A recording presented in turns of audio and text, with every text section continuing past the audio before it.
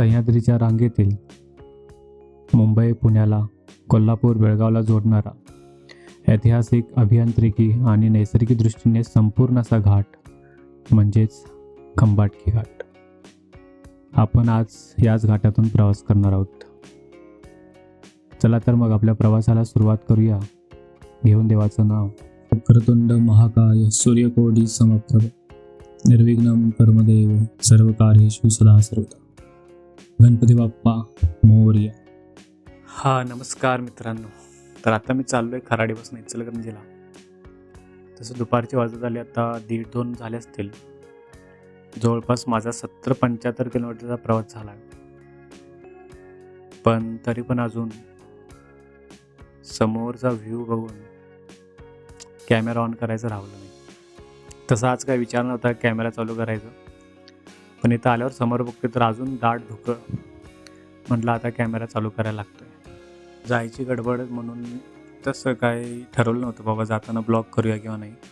त्यात विकेंड असल्यामुळे जरा वाटलं की ट्रॅफिक असेल उगाच, त्यात आणि वेळ घालवायचं कशाला. आणि इथं आल्यावर गर्दी पण कमी दिसली आणि समोर जे काही व्ह्यू दिसला म्हटलं आता चालू करूयाच.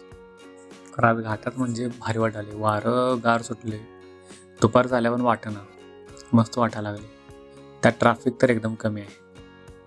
ट्रॅफिक म्हणजे एकदम कमी आहे.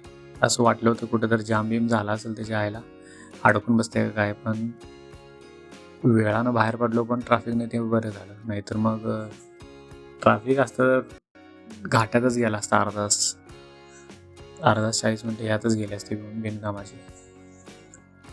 त्यात आता घाटात लावून रस्ता केल्यात एक नंबर. पुढे अजून कुठेतरी उकरून ठेवल्यात, बहुतेक करतील आज नव्हतं. ते आता नवीन टनेलचं काम चालू आहे पण कधी होते काय माहिती.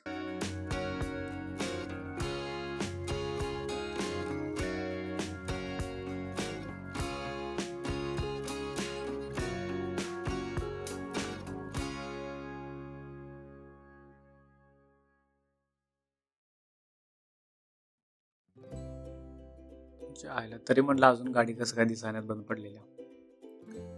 तर इथं एक गाडी कुठली तरी बंद पडल्या. अरे असं या घाटामध्ये असं 1-2-3 चढ आहेत.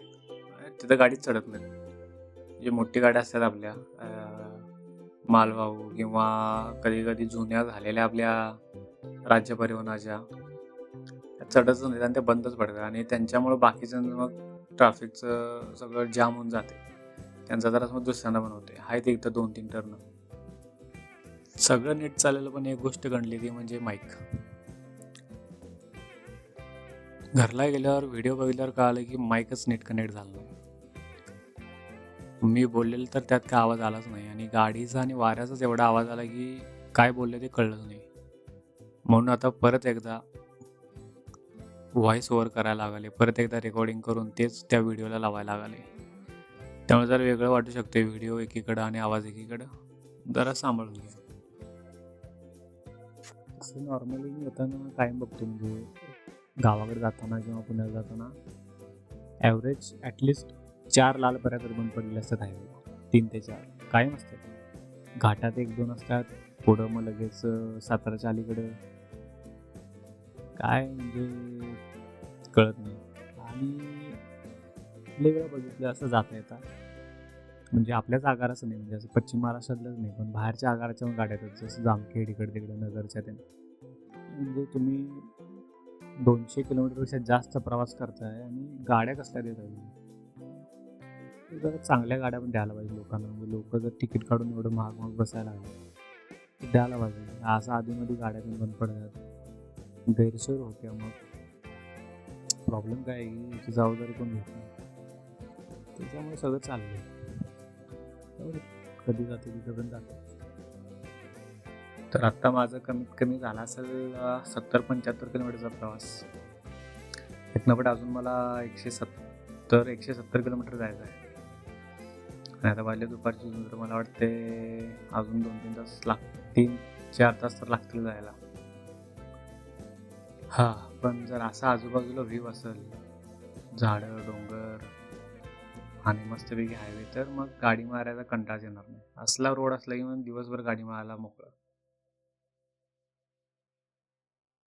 हायवेवरचा बेस्ट पार्ट जो आहे म्हणजे मला जो आवडतोय गाडी मारायला, तर तो म्हणजे सरोला पार केल्यानंतर तिथनं पुढं किंवा टोल नाका पार केल्यानंतर खेड शिवापूरचा, तिथनं पुढं चांगलं कराडच्या अलीगडपर्यंत हा जो मधला पट्टा आहे की नाही, आपला खंबाटकी घाट असू दे, खंबाटकी घाटानंतर वेळे, सुरूर, मग परत सातारा, परत कराडच्या अलीगडपर्यंत एक नंबर व्ह्यू आहे.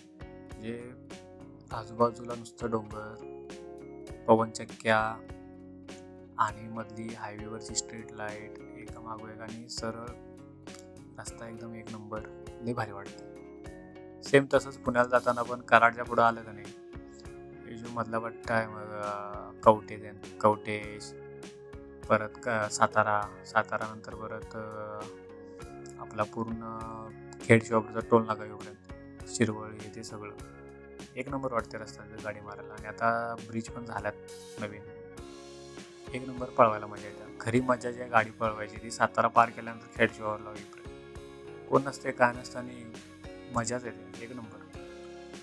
तरी पण मोकळा रस्ता दिसला म्हणून काय पळवून उपयोग नाही, स्पीड लिमिटमध्ये राहायला पाहिजे. कारण काय माहिती आहे काय, हायवेमध्ये साताराजवळ आणि साताराच्या अलीकडे जो रस्ता आहे तिथं, आणि मला वाटतं बहुतेक उंबरज कवट्याला काय भुईंच्या तिथं रस्त्याच्या मध्येच टन्नू झालं, म्हणजे का डांबर जास्त टाकल्यात माहीत नाही. आणि एक ठिकाणी मध्येच डबर आहेत तेवढंच एक 15-20 सेंटीमीटर, त्याच्यात गाडी गेली तर बॅलन्स जातोय गाडीचा.